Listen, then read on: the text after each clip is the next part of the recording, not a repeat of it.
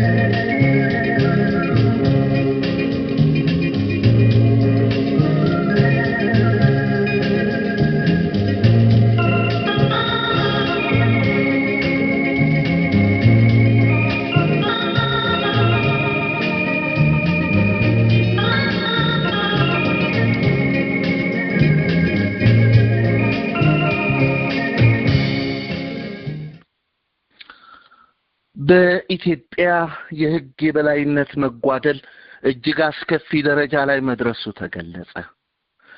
በዘረኛውና በአምባገነኑ የአብይ አህመድ አገዛዝ በተለያዩ ችግሮች ተተብትባ የተያዘችው ኢትዮጵያ በሰብአዊ መብት ጥሰትና በፍትህ እጦት እየማቀቀች መሆኗን ወርልድ ጀስቲስ ፕሮጀክት የተባለው ተቋም በቅርቡ ባወጣው ዓመታዊ ዘገባ አጋልጧል።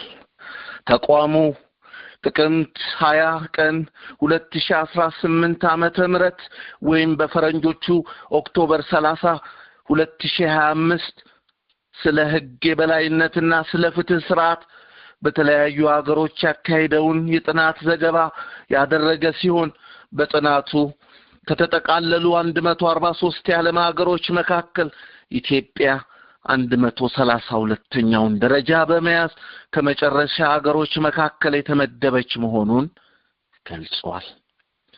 ከፍተኛ አፈናና በደል የሚካሄድበት አገር መሆኗንም አጋልጧል። የአገዛዙን ዘረኛና አምባገነን ጭፍጨፋ ቀን ተቀን እየኖሩበት ላሉት ኢትዮጵያውያን በዘገባው የተጠቀሰው አዲስ ነገር ባይሆንም በዓለም አቀፍ ደረጃ የዘረኛው አገዛዝ ድርጊት በይፋ መጋለጡ አዎንታዊ ገጽታ ይኖረዋል። ተቋሙ በዘገባው እንደጠቀሰው ባለፉት 5 ዓመታት በኢትዮጵያ ሰብአዊ መብትና የሕግ የበላይነት መታፈን ከዓመት ወደ ዓመት እየተባባሰ መሄዱን ገልጾ እንደ አውሮፓ አቆጣጠር በ2025 የነበረው ሁኔታ ቀደም ካሉ ጊዜያት በ2% የቀነሰ መሆኑን አመላክቷል። በየሀገሮቹ ለሚታዩት የሕግ የበላይነት ጉድለቶችን ለመመዘንና ለመገምገም ተቋሙ የተጠቀመባቸው ጉዳዮች ወደ 8 ያህል ሲሆኑ ከነሱም ውስጥ የመንግስት ስልጣን ለመቆጣጠር በየሀገሮቹ ውስጥ ያለው ተቋሚ አሰራር፣ የሙስና አለመኖር፣ በመንግስት በኩል ያለው ግልጽነት፣ የመሰረታዊ መብቶች ነጻነቶች ሁኔታ፣ የቁጥጥር ማስፈጸሚያ መንገዶች፣ ስርዓትና ጸጥታ፣ የሲቪል ፍትህና የወንጀል ፍትህ አያያዝና ነጻነቶች የሚሉት ይገኙባቸዋል። ተቋሙ እያንዳንዱን መስፈርት አስመልክቶ ባደረገው ግምገማ ኢትዮጵያ በመሰረታዊ መብቶችና ነጻነቶች ዙሪያ ከ143 ሀገሮች መካከል 138ኛው ደረጃ ላይ አስቀምጧታል። ከአፍሪካ የሚገኙ 34 ሀገሮች መካከልም ኢትዮጵያ 30ኛ በመሆን የመጨረሻውን ደረጃ ይዛለች። እንደሚታወቀው የፍትህ ተቋሞች ነፃና ገለልተኛ ለመሆን ዲሞክራሲያዊ ስርዓትን የሚያቀጭጭና አምባገነን ስርዓትን የሚያጠናክር በመሆኑ የአብይ አህመድ ፈላጭ ቆራጭ አገዛዝ እየተጠናከረ የሄደው እነዚህን ተቋማት ሙሉ በሙሉ በአገዛዙ ቁጥጥር ስር አድርጎ በማዳከሙ መሆኑ ይታወቃል።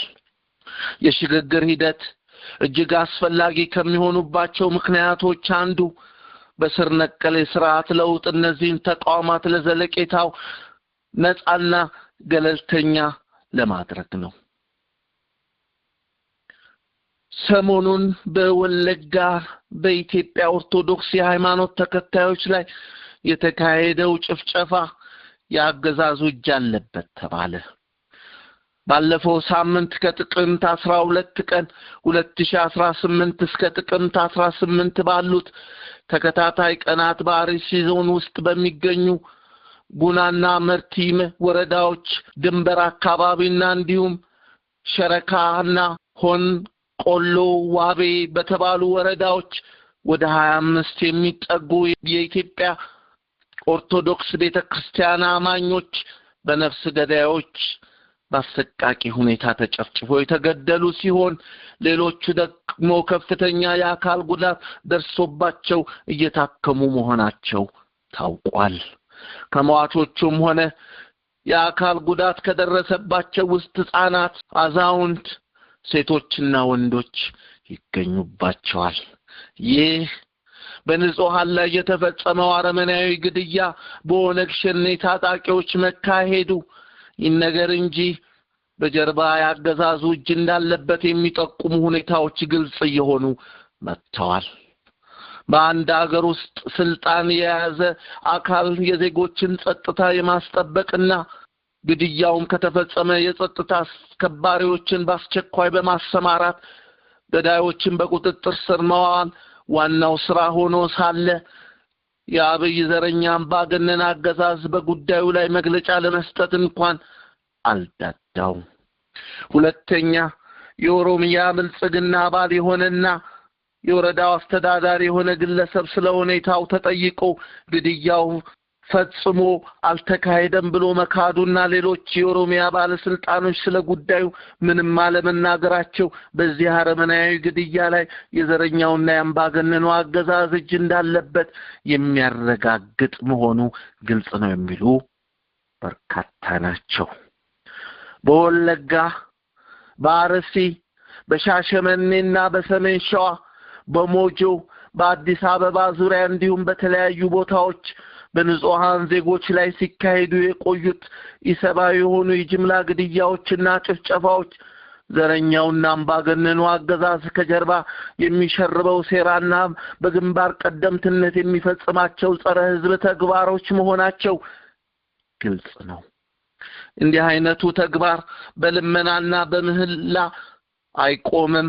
በማውገዝ በመኮነን ብቻም ድርጊቱ ጋብ አይልም። እንዲህ አይነቱ ጸረ ህዝብና አረመናዊ ተግባር ሊቆምም ሆነ እስከናካቴው ሊጠፋ የሚችለው አምባገነኑ አገዛዝ ሲወገድ ብቻ በመሆኑ ህዝባዊ ትግሉን አጠናክሮ ከመግፋት ውጪ ሌላ አማራጭ አይኖረውም የሚለው ሐሳብ ጎላ ብሎ እየተሰማ ነው። በመጨረሻም የሰሞኑ የጦርነት ለቃ ድራማ እያነጋገረ ነው። በዘረኛውና በአምባገነኑ የአብይ አገዛዝና በሻዕቢያ መካከል ያለው ልዩነት ሰፍቶ ሰሞኑንም በሁለቱ በኩል የፕሮፓጋንዳ ጦርነት ከማድረግ አልፎ አንዳንድ ዝግጅቶች እያደረጉ መሆናቸው የታየ ቢሆንም ጦርነት ይከሰታል ወይ ለሚለው ጥያቄ ብዙዎች በጥርጣሬ መልክ እየመለሱ ይገኛሉ። ከአገዛዙ ቁንጮ ከአብይ አህመድ ጀምሮ እስከ ጦር መሪዎች ድረስ ጦርነት ከተነሳ በአጭር ጊዜ ውስጥ ድባቅ እንመታለን፣ አሰብንም እንቆጣጠራለን የሚሉት ፉከራዎች በተለያዩ ወቅቶች የተሰሙ ሲሆን በአንዳንድ አካባቢዎችም የወታደሮች ዝውውርና እንቅስቃሴ እየተደረገ መሆኑን የዜና ምንጮች ዘግበዋል። የሻዕቢያም ዜና አውታሮችና የመንግስት ተቋሞች የአጸፋ ፕሮፓጋንዳ እየነዙ ከመሆናቸውም ሌላ የሻዕቢያ አገዛዝ ከወያኔው የደብረጽዮን ቡድን ጋር ይበልጥ የሚያስተሳስር እርምጃ መውሰዱ እንዲሁም የሻዕቢያ መሪም በአስቸኳይ ወደ ግብጽ መሄዱና እዚያ ለ5 ቀን መቆየቱ ለጦርነቱ እየተሰናዳ ነው የሚል መልእክት ያስተላልፋል። ግን ጦርነት በእርግጥ ሊካሄድ ይችላል ወይ የሚለው የሁሉም ጥያቄ ነው። ዘረኛውና አምባገነኑ አብይ አህመድ ቀድሞ ያላነሳውን ከሻዕቢያ ጋር ቅራኔ ውስጥ ሲገባ ትልቅ የህልውና ጉዳይ አድርጎ የያዘው የባህር በር ጥያቄ በአግባቡ እንቅስቃሴ ካልተደረገበት በአካባቢም ላይ ሆነ በአገሪቱ ላይ ከፍተኛ ችግር እና ቀውስ መፍጠሩ አይቀሬ ነው። የባህር በር ለአገሪቱ ጠቃሚና አስፈላጊ መሆኑ አጠያያቂም አይደለም።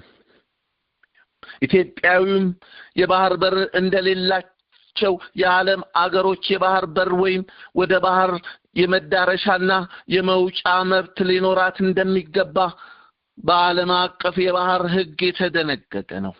ኢትዮጵያ የባህር በሯን ያጣችው በሻዕቢያና በወያኔ ተንኮል ስምምነት መሆኑ ግልጽ ቢሆንም አሁን ያንን መብቷን ልታገኝ የምትችለው በሰላማዊ መንገድ በውይይትና በድርድር ነው እንጂ በጦርነት ድለቃ ሊሆን አይችልም።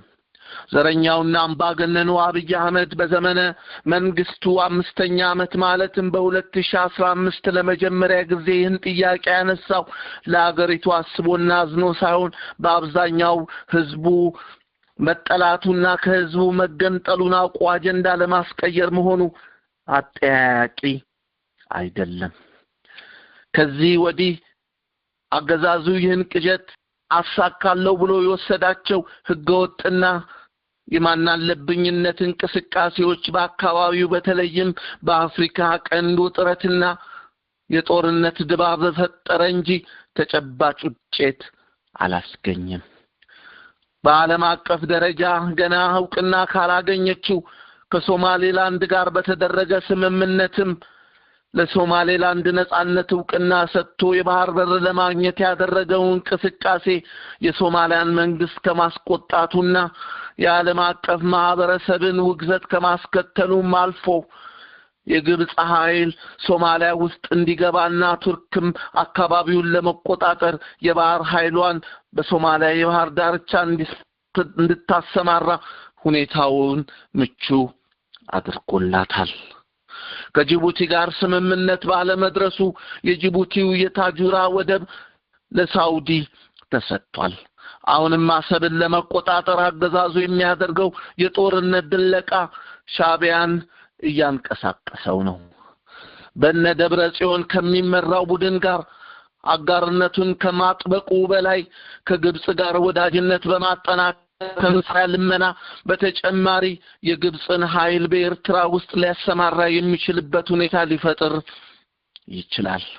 በርካታ ወገኖች የአብይ ዘረኛምና አምባገነን አገዛዝ በአሁኑ ወቅት በባህር በር ሰበብ እያካሄደ ያለው የጦርነት ድለቃ የደረሰበትን የህዝብ ጥላቻና መነጠል ለማቀዝቀዝና ለማብረድ ነው የሚል እምነት ቢኖራቸውም ያስከፊው አገዛዝ ድርጊት በተለይ በቀጠናው ከፍተኛ ውጥረት እየፈጠረ መሆኑ ግን በጋህድ የሚታይ ነው። ክቡራን አድማጮች የዛሬው የሳምንቱ ዜና በዚሁ አበቃ።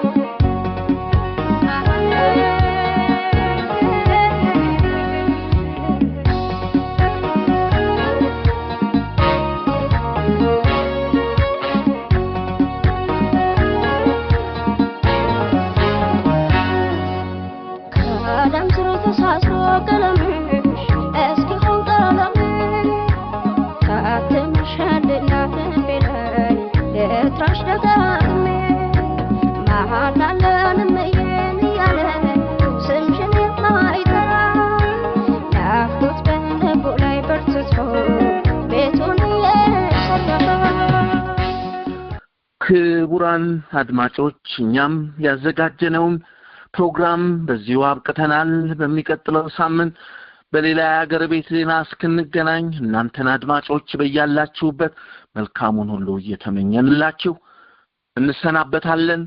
እስከ ሳምንት መልካም ሳምንት።